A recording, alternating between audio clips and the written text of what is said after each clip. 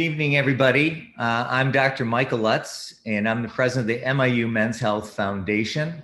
And tonight you're joining us for our Prostate Cancer Survivorship Series, which we hold quarterly throughout the year. Tonight is a very special event, and we're very proud to have our sponsors, Blue Earth, Karmanos, and the American Cancer Society as our proud sponsors and partners to help make this event a possibility for all of you. For 13 years, we've been holding our Prostate Cancer Survivorship Series, and we've always focused on the patient as the survivor. Tonight is different. Tonight, we're going to talk about the caregiver, the silent person in the background who will now come into the foreground as the person that is actually your heartbeat, the person that actually helps you get through the crisis, and the person that really will mean everything to you. The caregiver can mean a lot of things. It can be your spouse, it can be your other partners, it can be your children, it can be a cousin, it can be just a dear friend. But whoever your caregiver is, they play a very important role in your survivorship. And tonight we're going to actually talk about the role of the caregiver. So a couple notes about caregivers in just a moment, but first I'd like to actually introduce our partners with us tonight. So tonight we have two guest panelists. We have Kathleen Hardy. She's a licensed master of oncology social worker at Karmanos, and she's devoted her career with thriving with cancer, assisting patients, families, and especially caregivers. We've worked with Kathleen on a number of other survivorship events, and she always brings a lot of great food for thought for the table tonight. And I'm really proud to have her with us. And thank you, Kathleen. Thank you. Thank you. And as well, we have Julie Booksh. I've known Julie now for a couple of years. She actually worked with us at one of our men's health events in downtown Detroit, talking about mental health for our men's health community. She's a counselor and teacher who specializes in the integration of spirituality and psychotherapy. She received a master's degree from the University of Holy Cross in New Orleans and will bring some of that Southern spice to this conversation. And I know that will happen. You know, caregivers are really interesting. Many caregivers actually have shown that they lose 4 to 8 years of their lifespan just by being a caregiver. And that right now in the United States, 1 out of every 5 people in the United States is a caregiver. The Rosalind Carter Institute for Caregiving says that there's going to be 4 people in this world: those who've been caregivers, those who are currently caregivers, those who will become caregivers, and those who will need caregivers. And so oftentimes we want to discuss some things about some personal strategies as a guide through these challenging times for caregivers, but I'm going to actually defer to our panel and let them actually share their thoughts. So I think the first thing I'd like to touch on tonight, and I'd like to have Kathleen address this first, is when men are first diagnosed with prostate cancer, how do they actually deal with it psychologically? And what are some of the tips that you sometimes will kind of bring in, some of your things that you use to help men actually cope with the diagnosis so they can move from the diagnosis onto treatment and beyond? So I think everybody's a little bit different, but most often men diagnosed with cancer, prostate cancer, are in a state of shock often. They go through a grieving period of grieving the loss of their health as they knew it. They feel kind of out of control because nobody plans on having cancer, and overwhelmed in a lot of uncertainty and unknown. And that's hard for most people to live with. So I encourage men recently diagnosed to talk about that, to recognize how normal that is. And also that as they come up with a plan and start the treatment process, and realize, like I hear the men in my men's group say, that once they get on treatment and they realize, I can manage this, I can handle it, then some of that anxiety and stress kind of reduces a little bit. And then they can often see the light at the end of the tunnel. Yeah. So Julie, what do you think is some of the fears that drive these men? And how can you help men see beyond their own inner fears so they can also move on? I think that, of course, men and women have different fears, but I think we all have the fear of death. And anytime you get diagnosed with an illness, it's kind of like the fear nobody wants to talk about is front and center, even when there's just so much hope to also have, but I think the challenge for people diagnosed with anything, but here we're talking about prostate cancer, is to have a flexibility of parts. And what I mean by that is you want to have the part that Kathleen is talking about, where, you find out you can manage it, you find out what you can do about it, but then you also have the part that's terrified and scared and needs to freak out a little bit simply because you don't know yet.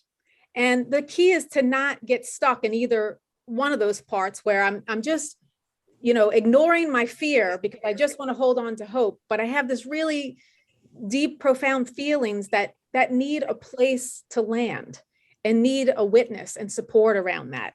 So for me, and that's kind of the foundation of my work, no matter what. How do I facilitate between these different parts of me and not dominate one part and make the other part better, but learn how to have a relationship within me that says, okay, I really need to let the part of me that's terrified be terrified with some loving attention around that, and not let that part get stuck in the terror and nowhere to get support around that when I need it.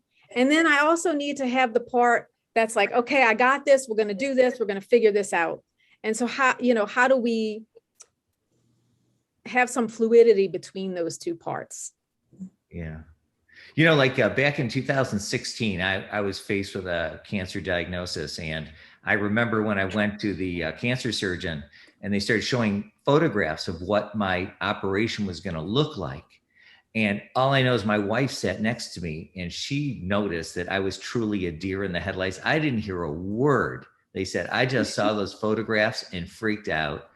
And I was thankful that I had my wife there because she was the one who actually relayed everything to me afterwards. So I guess, Kathleen, my question is how do you coach people when they bring their families with them? Because you have to read the room, so to speak, and you have to kind of get a sense as to how is everybody in the room dealing with the diagnosis differently. So I think giving everybody a time and space to talk a little bit about how it's affecting them. So I always make sure that not only the person diagnosed has a chance to talk and express some of their concerns, but we know that cancer doesn't affect one person, it affects everybody that loves and cares about you. So giving those other people in the room a chance to talk about what it's like for them. Some of it will be similar, the fear of the unknown. Some of it is a very helpless feeling. What do I do? How do I help this person that I love and care about? So making sure that each get a chance to talk about it, because so often when we're dealing with something like cancer, we try to protect the people that we love and kind of not share what we're going through. And I think it's more important to open up and share. And sometimes we need some support around that someday to help facilitate that. What do you think of when you see an individual by himself and you're only coaching an audience of one, the patient, and you fear that they don't have a support network, they don't have a caregiver in their lives? How do you broach that issue, and how do you help them reach out to perhaps a family that they're either uncomfortable reaching out to or a family they don't have to reach out to? So I think it's concerning when somebody is there by themselves, and because like you said, it's hard when you're the patient to even hear everything that's going on in the meeting. So for that moment, I will actually offer to sit in with them so that, and take notes or listen, or so they can talk about it afterwards with someone. And then we'll sit down and talk about who are the support people in their life, and is there somebody they could have come with them from time to time, and how important that is to let people in and open up. I remember a man telling me one time, the first time he met with me, I asked him how he was doing, and he said, fine.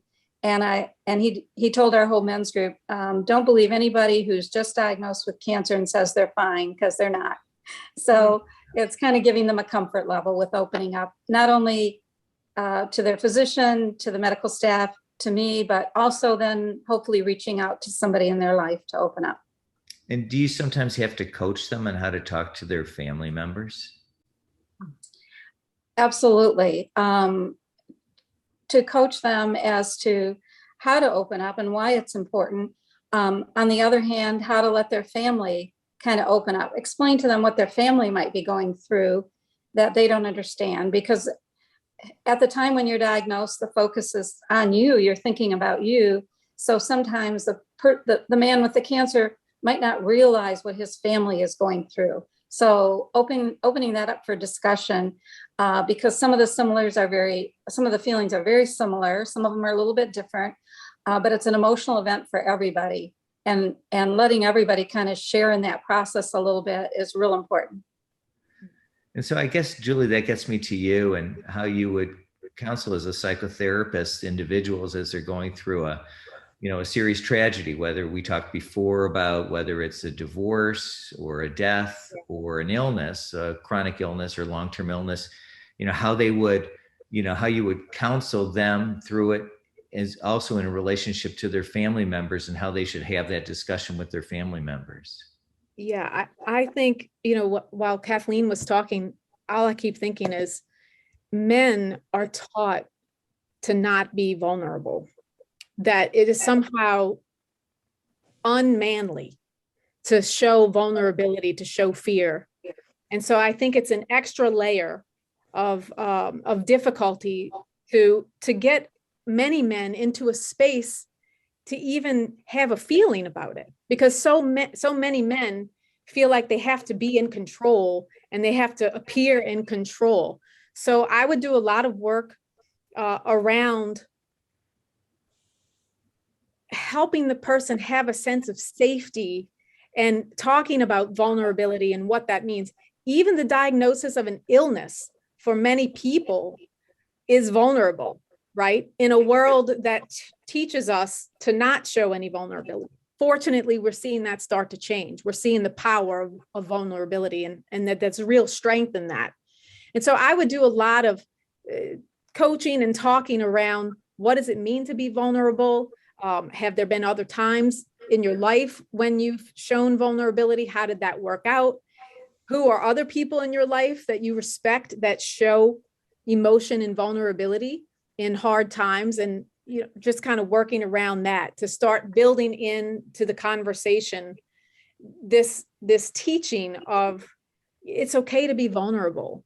It's inhumane to think that anybody's going to get a cancer diagnosis and, as Kathleen said, and not be okay. That's an inhumane expectation that I'm not supposed to have a feeling or reaction to this. We're human beings. We get scared. We get fearful, we get angry, we get all sorts of emotions. And certainly in something like this, it's going to bring up a lot of stuff. As a urologist, I'm chronically angry about the fact that we treat prostate cancer as if it's a disease of insignificance, that it's a low grade, don't worry about it, it's a no big deal.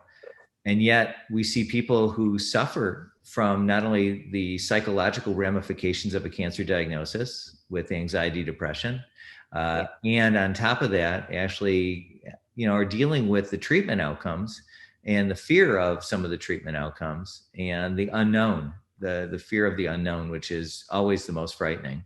Totally. And so I really believe that part of what I am hoping that some of our attendees tonight will glean from this is the importance of seeking help, of the importance of knowing that it's not a sign of weakness to seek help, and that seeking help can actually make this journey way more survivable as a whole person. I always call it holistic health, as in whole. Everybody brings everything together. And I really believe that that's one of the things that people like yourself can be this true value added in this whole journey. And I do believe it's a journey. It's not a destination when we talk about prostate cancer survivorship. And I just wanted to open tonight with this discussion about how do you move on from the diagnosis and through the journey. And I think that both of you have offered so many thoughts that I hope that those people watching tonight will actually, heed some of this advice and ask for some expert assistance and help. And if they can't find it, they can always reach out to our foundation, and we would be more than happy to help aim people in the direction for those resources. Or they can reach out to, to Kathleen or to Julie as a result of this event tonight, and use them as a potential resource for further care and follow-up. Just out of curiosity, Kathleen, when men and their families come to see you for evaluation, are you involved at all in the treatment diagnosis as far as the decision making, like what do I do next, and what kind of treatment should I consider, and do you kind of help them weigh the pros and cons a little bit, or is that not something you typically deal with? So no, that is very common, especially with prostate cancer, because there are options, and so many people with a medical decision don't expect to come in and hear, well, you could do this and you could do this, and there are reasonable options and there's some choices here, and so they're kind of overwhelmed with that. It's some of the other medical issues they might have had, somebody might say, well, this is the treatment, but with cancer, especially with prostate cancer, frequently they have options, and that's overwhelming. So I do let them talk about it and go through and weigh the pros and cons of each option, radiation, surgery, hormone therapy, any other option that's available to them, and just let them talk about it, and then work through any additional questions that maybe the oncologist or surgeon or medical staff haven't been able to answer fully, so that they can go back again and ask more questions. So some I might be able to answer, but often hearing all of that at one sitting and some one afternoon or one day, they need to go back. And I let people know that don't be afraid to go back and write down questions and ask until you understand fully and until you really feel comfortable in making a decision or choice. Yeah, I find a lot of times when counseling a newly diagnosed patient with prostate cancer that no matter how much of a discussion you have on your initial discussion, it's never enough. Right. And the discussion never, ever goes beyond the today.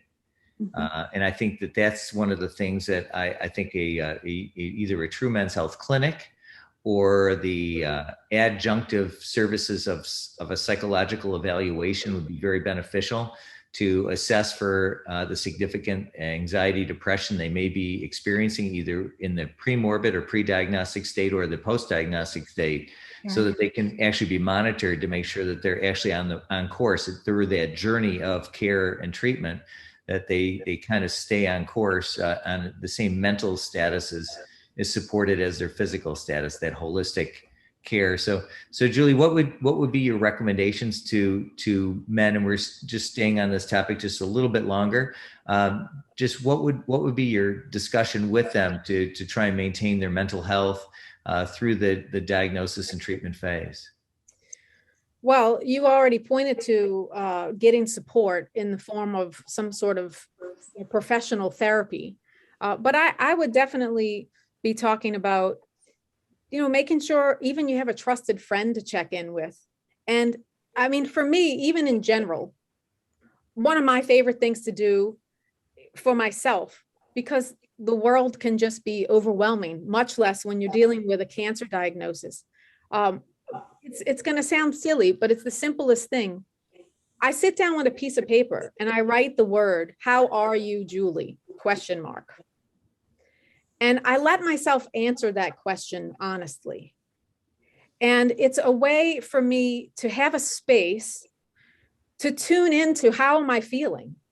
I think so many people we're so busy running from one thing to the next, gathering information in situations like this, that we don't even really truly know how we're doing, other than maybe overwhelmed and maybe scared. But putting it down on a piece of paper and letting yourself, I mean, I'm amazed at what comes out of me when I actually sit down and do that practice and give myself a space, even if it's 3 minutes, to actually answer that question. And I go, whoa, I didn't realize I was this sad, or I didn't realize I was this mad, or I didn't realize, this, that, or the other. And doing that, one, can make me, just in the act of doing that, can make me feel like I've lifted a weight off of me because I put it somewhere. It's not just rolling around in my head, in the background playing and affecting me, Yeah, I now put it on a sheet of paper. I got it off my chest, so to speak, and sometimes literally, right? I got it out of my body. So there are little tools like that, in addition to the support of other people that we can do to support ourselves and to create. And this is for the caretaker too, not just the survivor. This is for any of us, where I have a space for me to check in with me and give myself time to breathe. I don't mean just literal breathing, although I do mean that, but time to let my feelings breathe and unravel and unfold on a piece of paper or in a piece of art that I scribble, even if I don't know what it means. So I'm really into tools to check in and ask myself, how am I? You know, how do I feel right now? And I think that information that comes out of that can be relieving, but also informing about what I might need next. Like, wow, I really am angry. It almost feels too scary to answer this question alone. So let me get a therapist or a friend who can, you know, hold the space with me while I do that.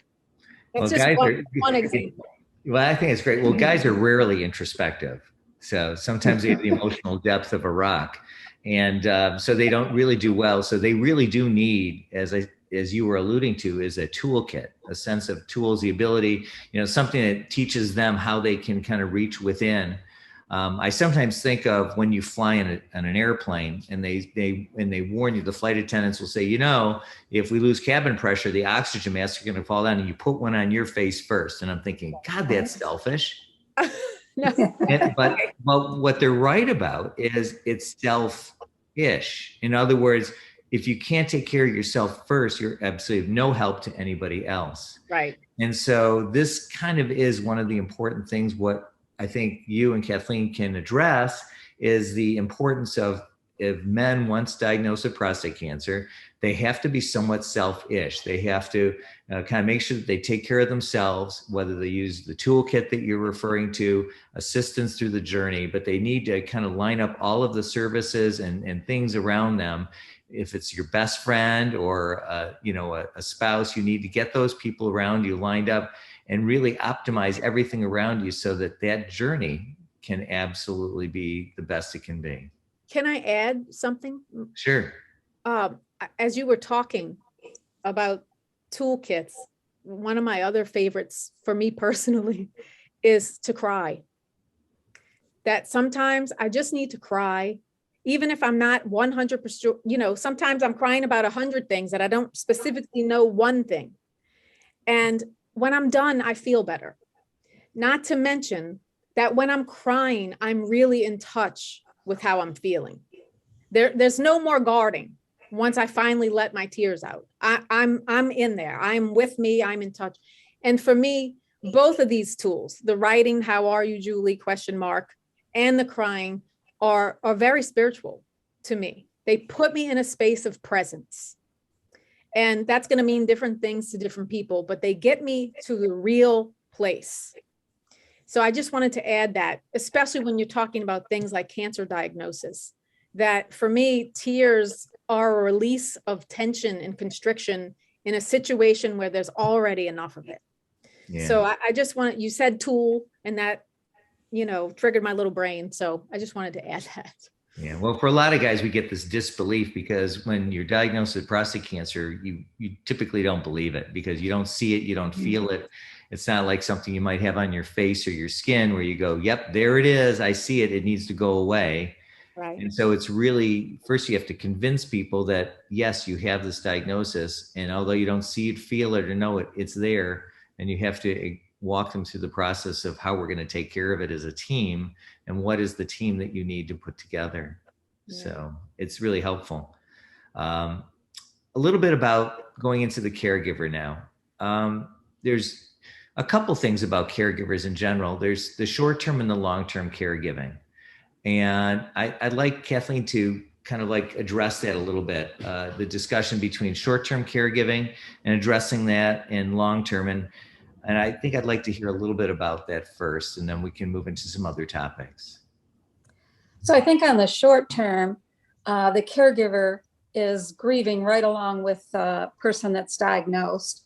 In addition to feeling angry and worried and concerned and sad and all of the rest, there's a helpless feeling because they want to do something, they want to make it better, they want to fix it. And of course, cancer is something that just can't be fixed in the way that they would like to make it all go away.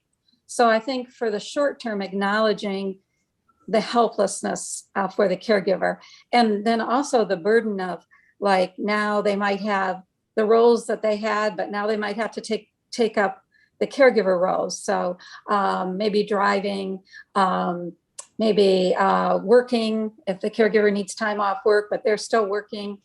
Maybe there are other roles that the caregiver did that for a period of time they're not able to do. So they're kind of doing double duty. So it's really easy for the caregiver not to think of themselves at all and put the whole focus on their partner with cancer. And I think that on the short term, it's so understandable, but for the long term, it doesn't work very well.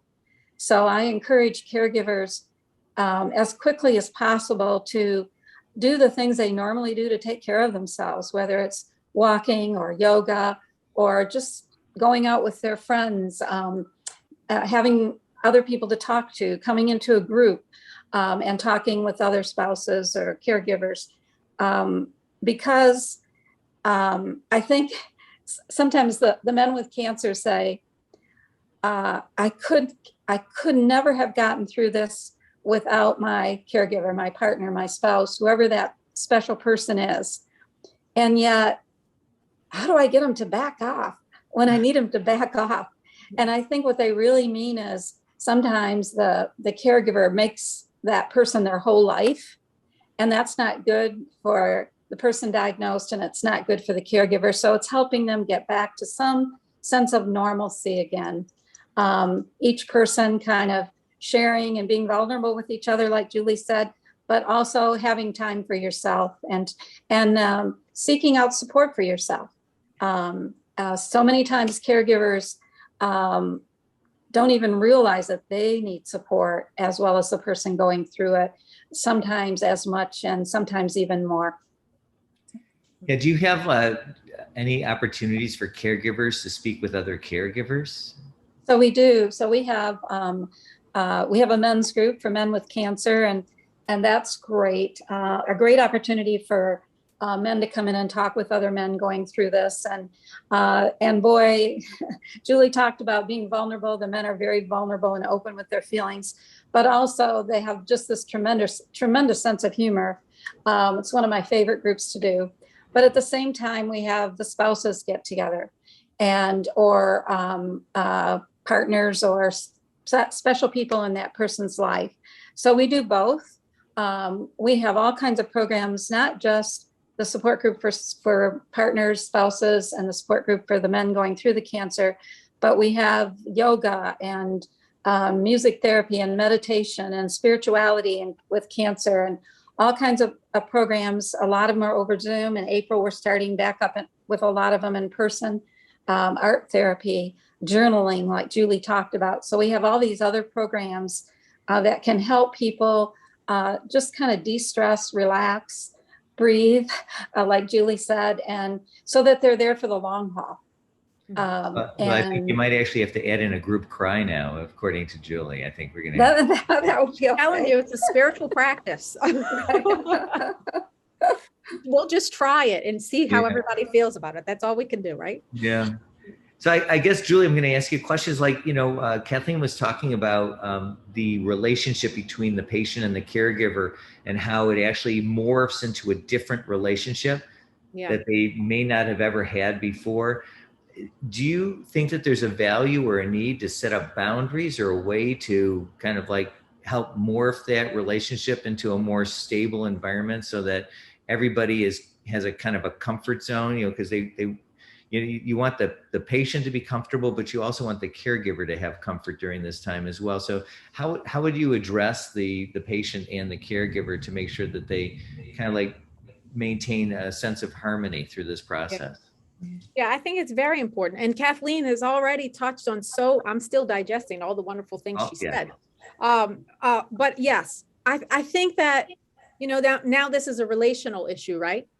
So I think that it's very important for the caregiver and the survivor to be able to be honest with each other, right? Now, you might have a caregiver that you're not married to. You might have, you know, there's all different sorts of relationships there.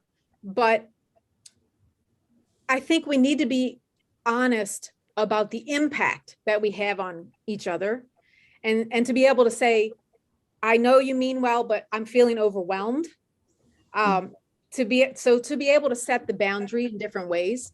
And I would say for the caregiver, as Kathleen mentioned, and I think we've all mentioned in some way, they can become so focused on the patient, on the survivor, that question, how are you doing, you know, fill in your name, is almost more important for them because they're not even thinking about them at all.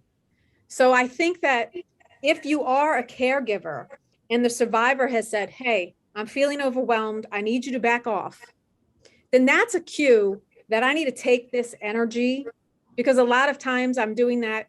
One, yes, because I care, but also I'm feeling like I need to do something, that I need to control something. Mm-hmm. So then that's my cue to say, I need to go spend some time with myself and see how I'm doing. Because sometimes anxiety is driving that, or fear is driving that. So I need to go light a candle and sit in a room and talk to myself about this. And one of the ways I do that is on paper. You know, how am I feeling? What do I need right now?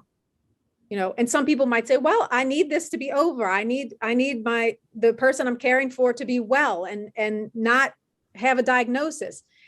And all of that is important stuff to observe. And when you start to write, like I said before, things pour out. So the boundary thing is really important, and knowing, you know, I want to go control this and make sure this person is doing what they need to do, and, you know, X, Y, and Z, but that person is telling me it's too much. So I need to go do something to take care of me and check in how I'm feeling. How's my body feeling? How, you know, all of that. So I do think boundaries are really important. Yes. So you were alluding to the fact that it's going to be over, that there's a point where it's going to be over. With prostate cancer, it's a little bit different. It's not that it's ever really over. It's kind of a continual process of just doing well. Right. Maybe staying the same is still okay. Maybe being slightly unwell, but you're still okay.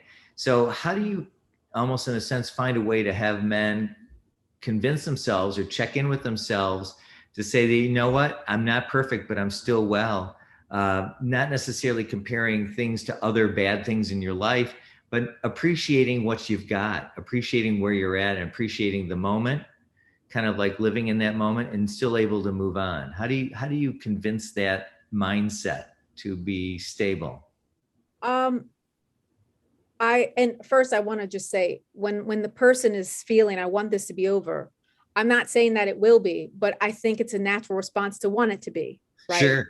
Yeah. But to speak to what you're talking about, I think that one of the ways that I do that is to teach people. So yes, everything you said, creating that mindset and having the thoughts that I can say to myself, you know, I can manage this, I can be well, even though I still have to, you know, observe these things and pay attention. But one of the things that I do is I teach people how to be where they are. And I think when you can learn how to do that. So one day I'm feeling hopeful, another day I'm feeling discouraged, or one morning I'm feeling hopeful and the afternoon I'm feeling discouraged. Our feelings flux and change. And I think the thing that builds the most confidence in people is when we learn how to be with our emotions in whatever they are. And I know how to take care of myself and wrap my struggles with a tenderness and a caring attention, that gives me the confidence to deal with whatever is going to come up. So it's not for me about getting in one place, although there's lots of benefit on having those statements to say to yourself and reminding yourself. but it's about how am I today and how do I care for these feelings that I'm having?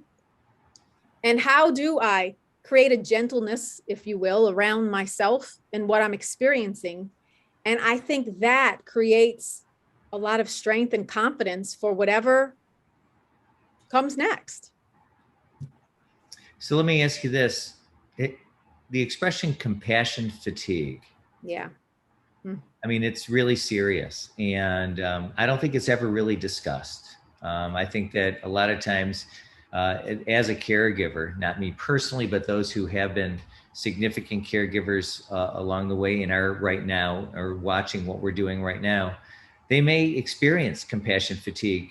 And I don't know if they're comfortable expressing it, or they have coping mechanisms to deal with it, or they have resources to deal with it.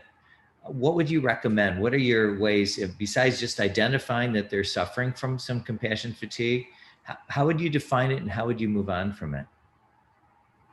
So I think one of the things that caregivers go through is a feeling of guilt.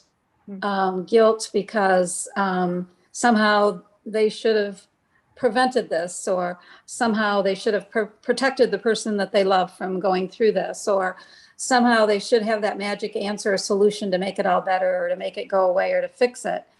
I think that's very fatiguing, to put yourself under that pressure of over responsibility and a tremendous guilt that whatever you're going to do, it's probably not going to be good enough. So it kind of prevents you from saying, that trusting that the person with cancer will hopefully get support, and give yourself space to continue with your life outside of cancer. So cancer can never be your life. For short periods of times, it is your life, because medical appointments and tests and decision-making kind of take over.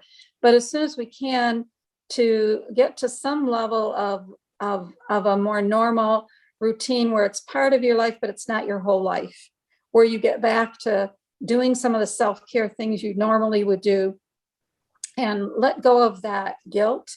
Like Julie said, accepting the fact, and you said earlier too, Dr. Lutz, that when cancer comes into your life, it's a new reality. You don't go back. Your life does change, and it changes for you and for everybody around you. That doesn't necessarily mean all bad things. There can be good things that come out of that change, but it's certainly a new reality, and it affects you ongoing. It's a traumatic event in your life that will be part of your life going forward. Even if you have chronic prostate cancer, men describe it as a cloud that doesn't go away. But that doesn't mean that the cloud's in front of your face. Sometimes it's back here. And it doesn't mean that you can't have a life and have a very full life in many respects. So it's all about trying to be good to yourself, kind to yourself, and get some balance back in your life, and give yourself permission to be good to yourself, kind to yourself, take care of yourself. Because like you said earlier, unless you truly are good to yourself, you can't really be there for somebody else.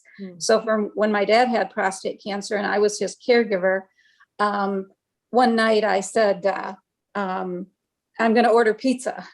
And he yelled at me and he said, "What do you mean you're going to order pizza? I can't eat pizza. I'm too sick to eat pizza right now." He was on chemotherapy.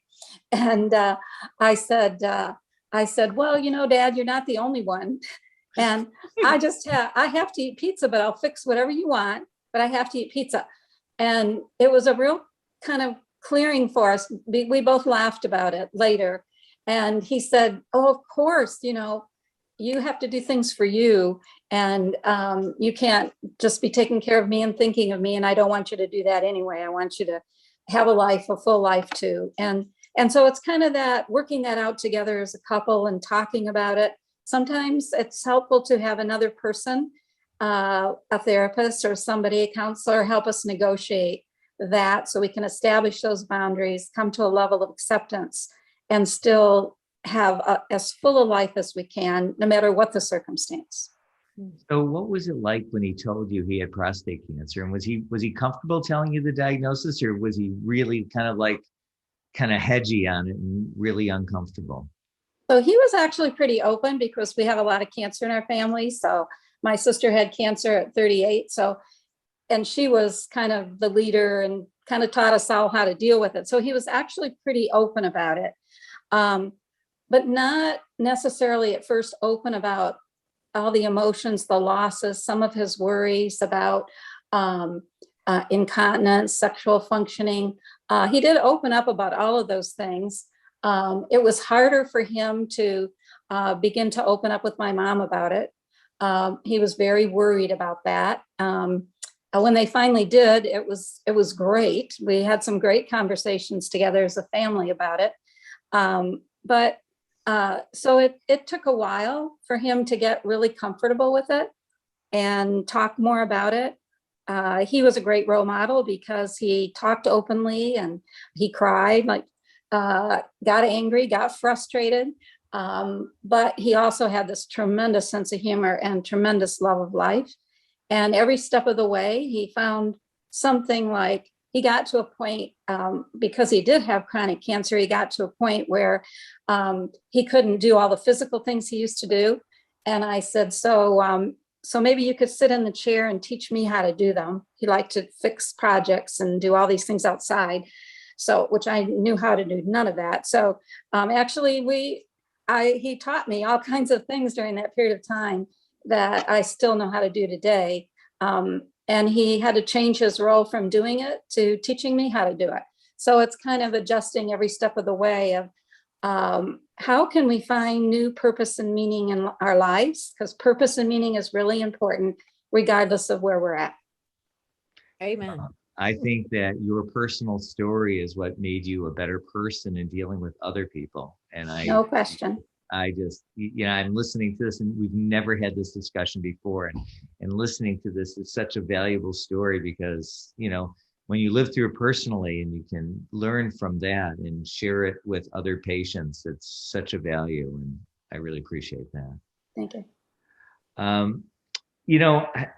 Julie, one of the things that I really get hung up on is how, as we go through life with our partner in life, our relationships do change because the life around us changes. How do you get back the original intent of the relationship when a cancer diagnosis kind of jumps in and you go from an intimate relationship to a caregiving relationship? How do you get back either the intimacy or the emotional intimacy that you once had and try and recreate pre-diagnosis, because the diagnosis never goes away? Right. So how do you get back to the original intent? Sharing emotionally and okay. Obviously that's going to require some intentionally trying to get back to that, right? Because everything we've been talking about is how we shift into treatment mode, if you will, and caretaking and all that stuff. So all of the roles change. So it's going to take some intentional trying, if you will, to say, okay, yes, okay, we got it. Like you both said, this is a journey.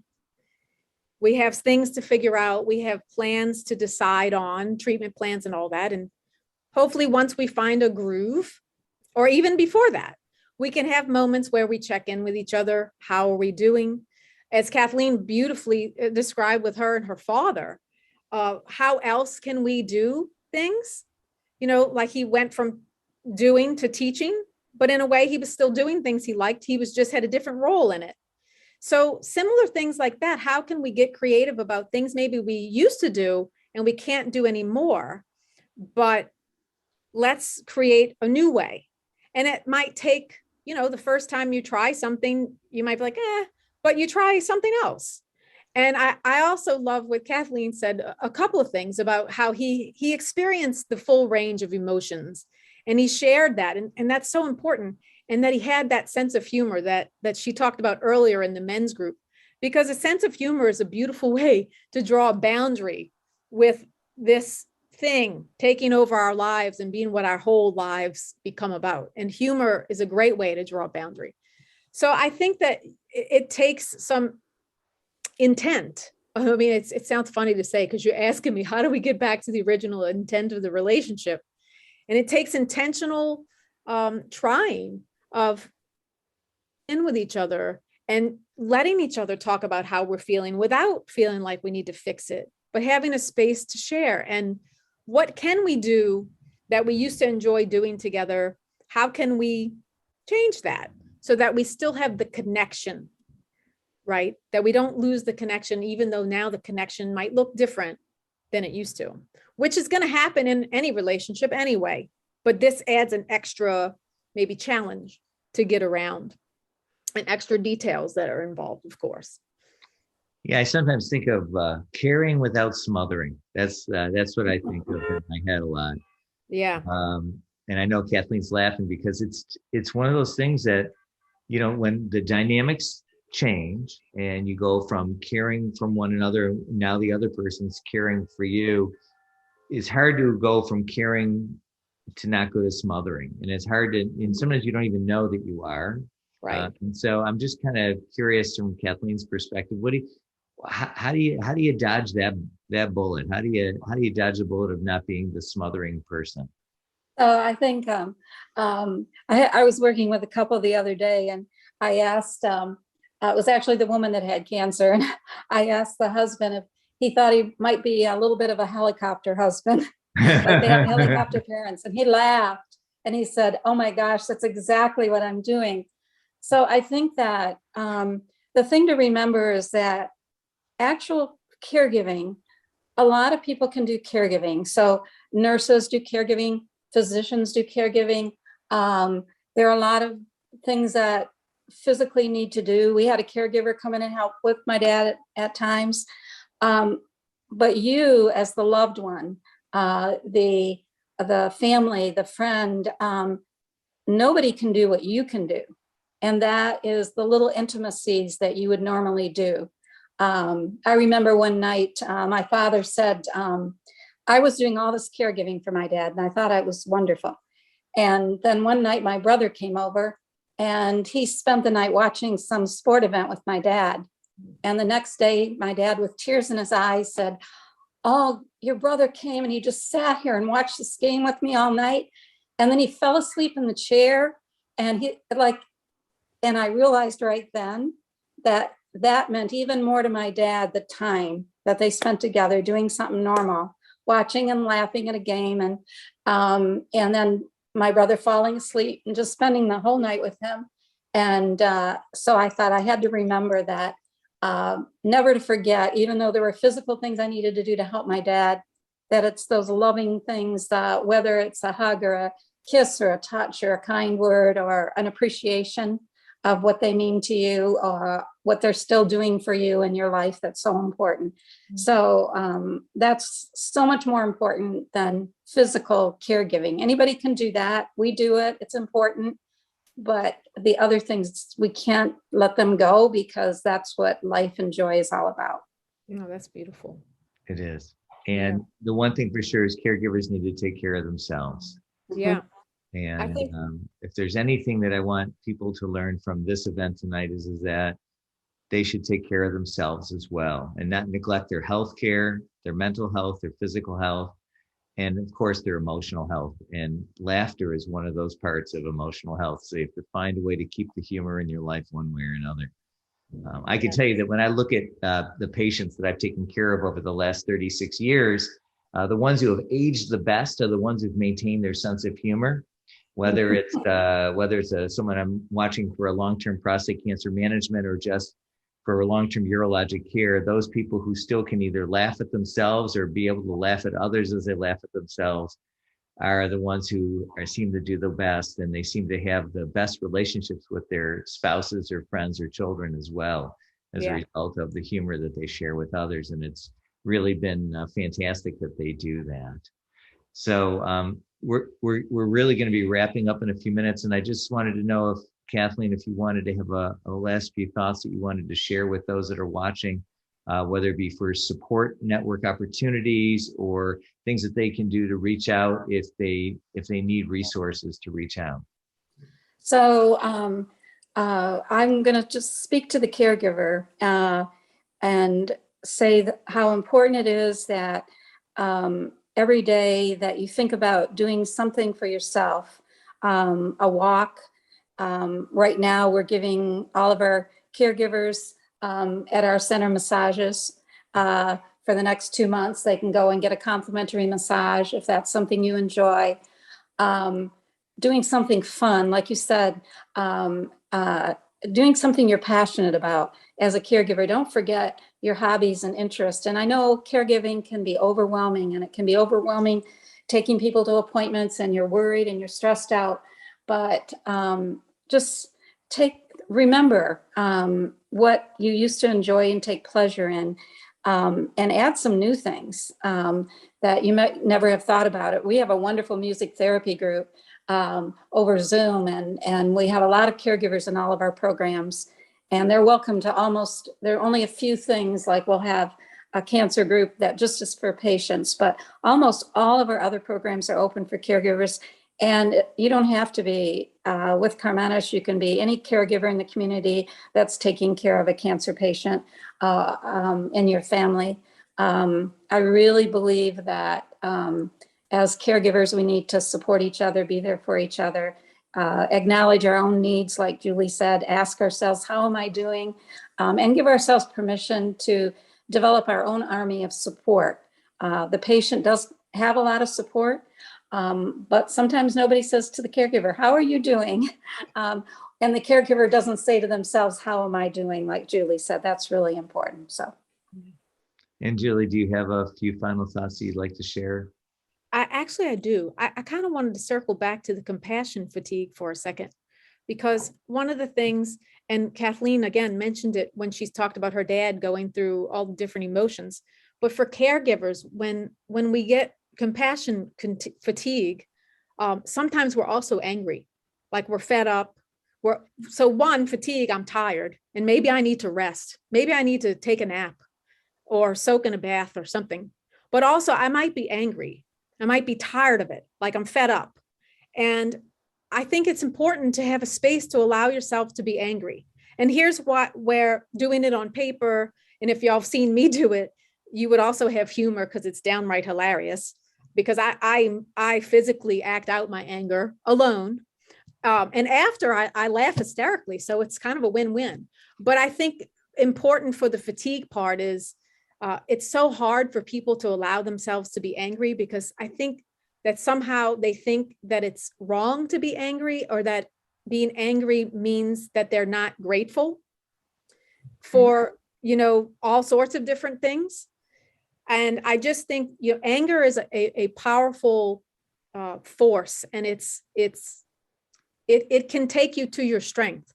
But we spend so much time trying to suppress it. And it's just really important to have safe places to express it without having to hold back, knowing that you're doing this just to allow yourself to get this out. You're not trying to hurt anybody or harm anybody. You're doing it in a safe, responsible way, but you're doing it. And so I wanted to add that to the compassion fatigue part, because I think it goes in there somehow. So that's all I wanted to add. Well, that's being compassionate. So Okay. Thank you. Well, I really do want to thank both of you for being here tonight. Julie Booksh and Kathleen Hardy, you really made tonight special. Covering topics that are beyond my skill set. Remember, I am just a simple urologist. True story. That's my residency. Just letting everybody know, April is Testicular Cancer Awareness Month. So if you got nuts, check them. That's our campaign motto. If you want to really see the best video on YouTube ever, you go to our website, and you can see how Deadpool actually does testicular self-examinations. We have that one embedded on our website, and hope for all of you will actually tell all the young men in your lives to take advantage of doing testicular self-examination, because it could save your life. And that's what Testicular Cancer Awareness Month should be, to get young men engaged in their own health and be self-responsive. And Moving on into June, June 13th will be Blue Monday Men's Health. We'll be kicking it off this year, hopefully in other cities all across the country, telling men to wear blue and to share the stories of how they can be healthy and share their stories of health and well-being to their sons, as well as create a father-son dynamic and discussion on the importance of men's health and the importance of their health to each other. That evening on June 13th at Griffin Claw, we'll have Cogs and Kegs. It's, if you notice, it's Cogs then Kegs, not Kegs then Cogs, because riding a bicycle after drinking is not a good idea. And we hope that you can join us on that night. It's a fabulous bike ride. It's police escorted. You'll never have more fun, and we'll have a great time celebrating. We have a Run for the Ribbon Gala at Top Golf on Thursday, June 16th.